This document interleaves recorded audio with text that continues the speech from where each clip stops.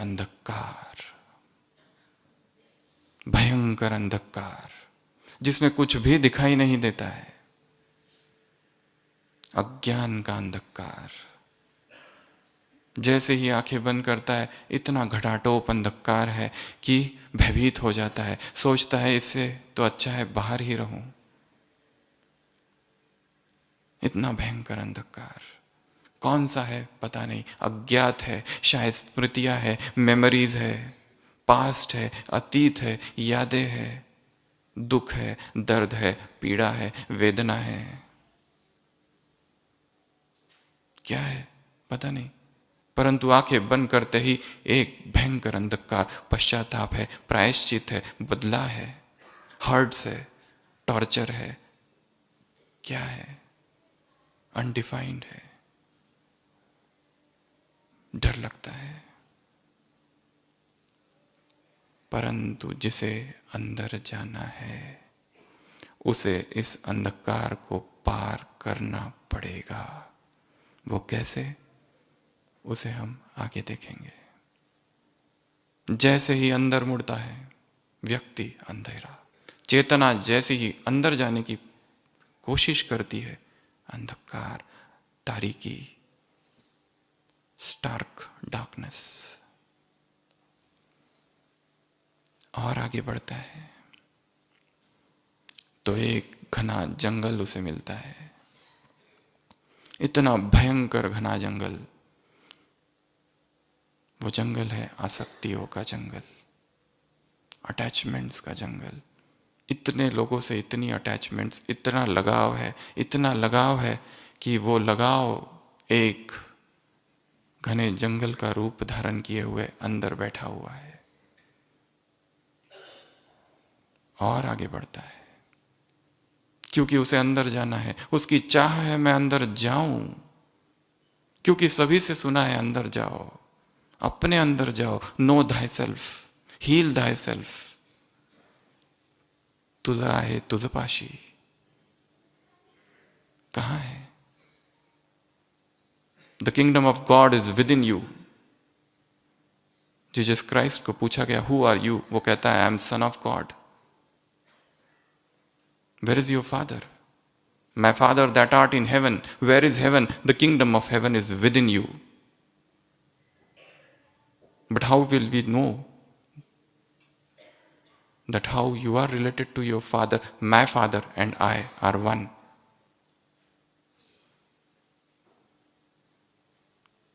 पर वो विदिन, और वो विदिन का किंगडम, वो विदिन का साम्राज्य कैसे पहुंचे? अंधकार आया, फिर जंगल आया, आसक्तियों का, लगाव का, मोह का, और अंदर गए तो आग आई, भयंकर आग, कामनाओं की आग, वासनाओं की आग, काम की आग। द फायर ऑफ पैशन, जो अंदर नहीं जाने देती, उसको भी पार किया और अंदर गए। चौथा, भीड़, भयंकर भीड़ लोगों की। इतनी भीड़ कि उस भीड़ के अंदर कैसे जाए और कैसे पहुंचे जो गंतव्य है। भीड़ को भी पार किया और अंदर गए। आवाज, शोरगुल, इतना आवाज कि अंदर नहीं पहुंचने देता वो आवाज। किसका आवाज है पता नहीं, दूसरों का है या खुद का ही है। दमित भावनाओं का, suppressed feelings and suppressed emotions का है, किसका है पता नहीं, पर रोकता है, एकाग्र नहीं होने देता वो आवाज। और आगे छठवा, वीरान बस्ती। एक वीरान बस्ती, निराशा की, दुख की, नकार की, होपलेसनेस की, जिसमें व्यक्ति आंतरिक दुखी है पर बाहर से दिखा रहा है मैं बहुत सुखी हूं, बाहर से दिखा रहा है मेरे पास सब कुछ है। फ्रेडरिच नीत्शे को किसी ने कभी पूछा था, जर्मन फिलोसोफर, कि आप ये हंसते क्यों हो बीच बीच में। फ्रेडरिच नीत्शे ने कहा था, मैं हंसता इसलिए हूं कि अगर हंसू नहीं तो शायद रो दूंगा, क्योंकि दुख इतना है अंदर, उस दुख को मैं छिपाए हुए हूं हंसी से। निराशा।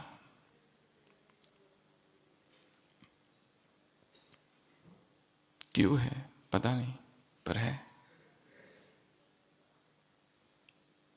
जब दूसरे कहते हैं और हमें पता चलता है बहुत ज्यादा है, तो शायद किसी के पास जाकर कुछ दवाइयाँ भी लेते हैं, पर दवाइयाँ उसको मिटा नहीं पाती, क्योंकि बीज कहीं और है।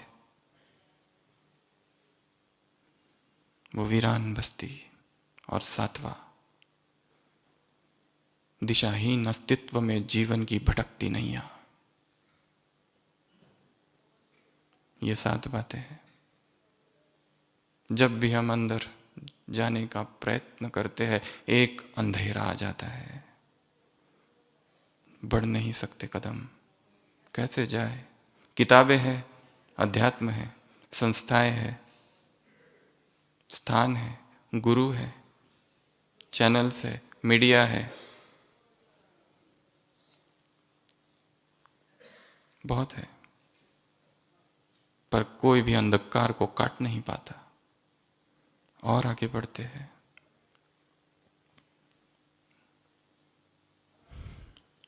जंगल, भयंकर जंगल, इतने संबंध और इतनी आसक्तियां बढ़ा रखी है कि पहुंच ही नहीं पाते। तीसरा, आग, आग की तरह है कामना, आग की तरह है वासना, चित्त को आंदोलित करती है। बैठे यहाँ है, परंतु सामर्थ्य कामना में इतना है कि देह खींचता है।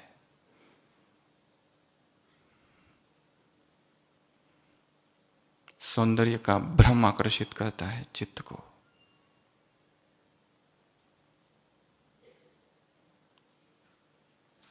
चौथा, भीड़, इतनी भीड़ है, कैसे जाए अंदर? अंदर भी भीड़, बाहर भी भीड़। एक फिलोसोफर कभी हुआ था, इकहार्ट। वो कभी जंगल में बैठा था अकेला, चुपचाप, गुमसुम, अपने ध्यान में मगन, अपने मौन में। उसके कुछ मित्र वहां से गुजर रहे थे, उनको लगा बेचारा अकेला बैठा है, क्यों ना उसके पास जाए। वो उसके पास गए, इकहार्ट के पास, और कहने लगे, हमें लगा probably you are in solitude, शायद आप अकेला महसूस कर रहे हो, इसलिए हम आपके पास आए हैं। इकहार्ट कहता है, तुम जब नहीं आए थे तब मैं कंपनी में था, अब जब तुम आ गए हो तो मैं अकेला हो गया हूं। Because I was in the company of my supreme beloved. और अंदर आवाज, इतना शोरगुल, इतना शोरगुल, इतना नॉइज, इतना क्लटर, इतनी हसल बसल कि कैसे अंदर जाए, वो आवाज ही रोक देता है। और अंदर वीरान बस्ती निराशा की, कैसे अंदर जाए? और अंदर दिशाहीनता, aimlessness,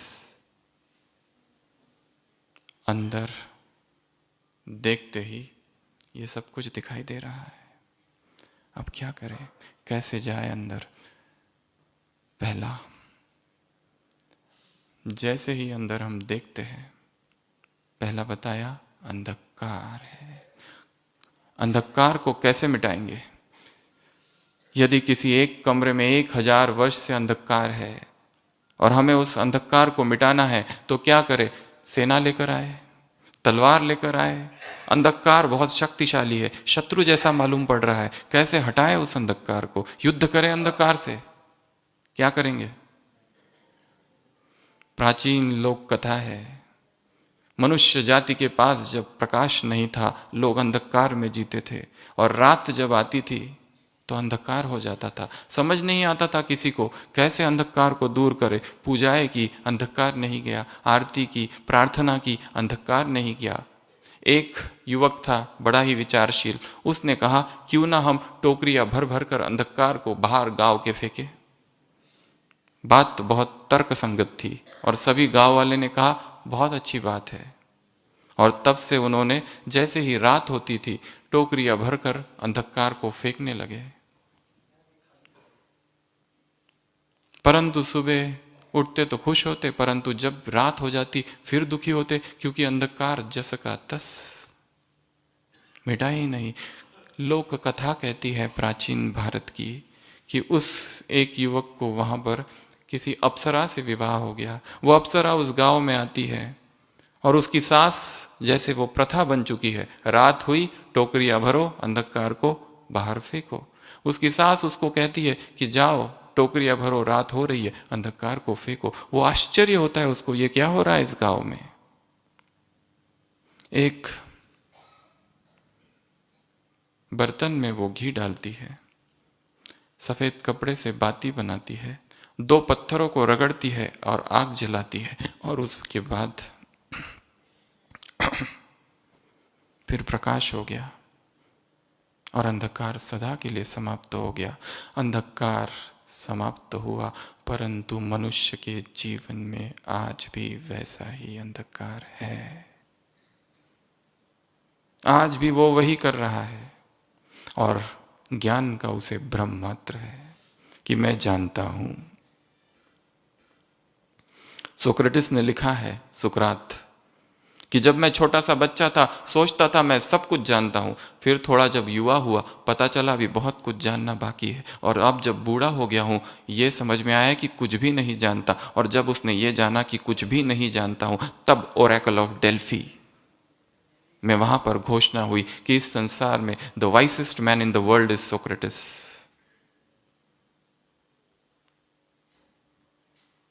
to know that I know not is complete knowledge, is the starting point of knowledge, is the inception of knowledge.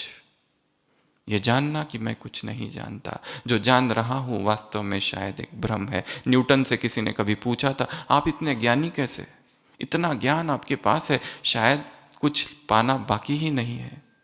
समुद्र तट पर वो खड़ा था, उसने रेत का एक कण लिया और कहा जो मैं जानता हूं वो ये रेत का कण है, और जो रेत यहां दिखाई दे रही है और उसके जितने कण है वो जानना बाकी है।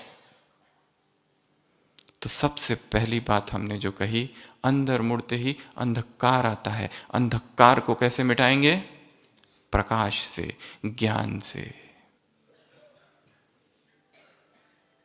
अस्तित्व का ज्ञान, जीव जगत ईश्वर का ज्ञान, सत्य का ज्ञान, सार का ज्ञान, जो आप यहां पर पिछले 2-3 दिन से सुन रहे हैं। यही ज्ञान अंधकार को मिटाएगा, नहीं तो वो अंधकार वैसा ही बना रहेगा। और जब तक ज्ञान की पराकाष्ठा नहीं हो जाती तब तक यह अंधकार नहीं मिटेगा। तो क्या लाना है जीवन में? ज्ञान के आलोक को, प्रकाश को। और अंदर घना जंगल है आसक्तियों का। अंग्रेजी में कहते हैं डिस्कनेक्ट टू रिकनेक्ट। अगर रिकनेक्ट करना है तो डिस्कनेक्ट करना पड़ेगा।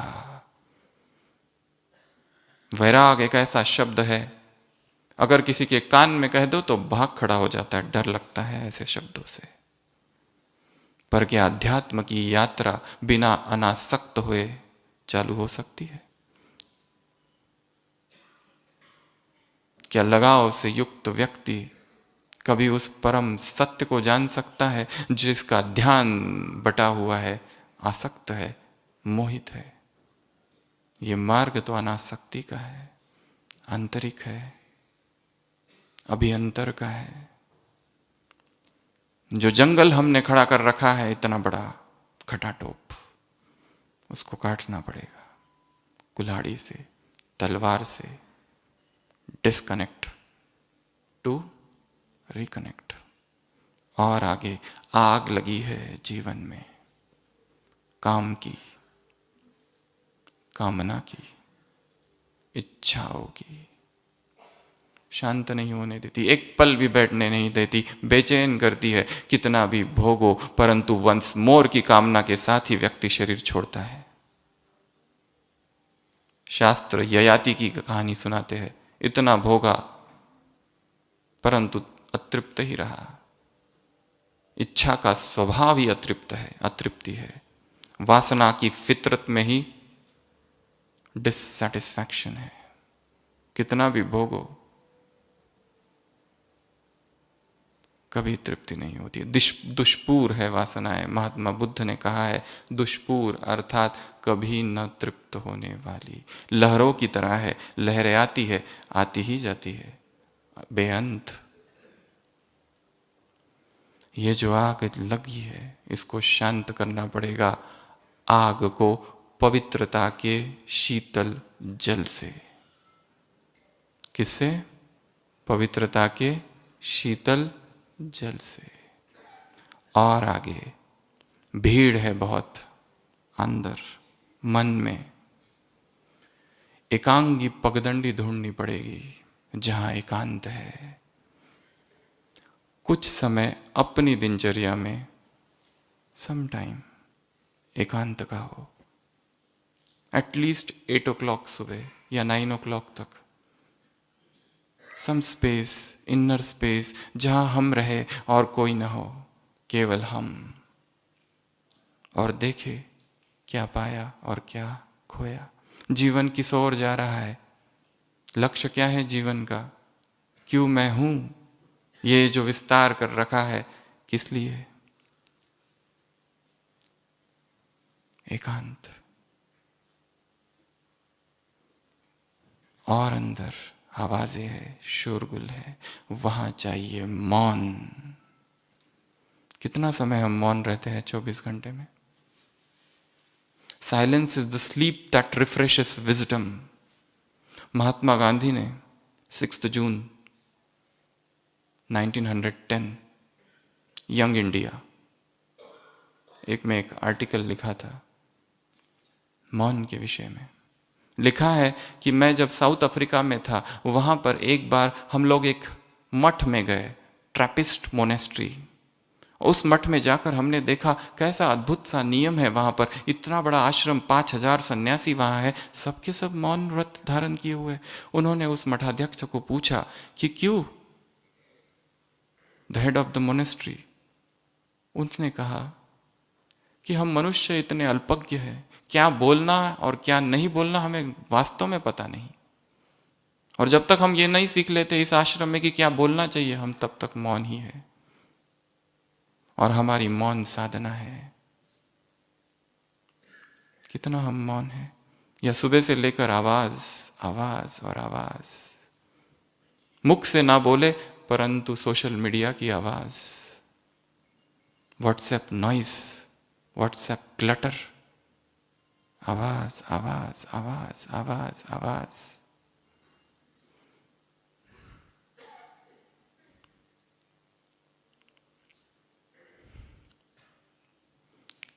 गुरुस्तु मौनम व्याख्यानम शिष्यस्तु चिन्ह संशया।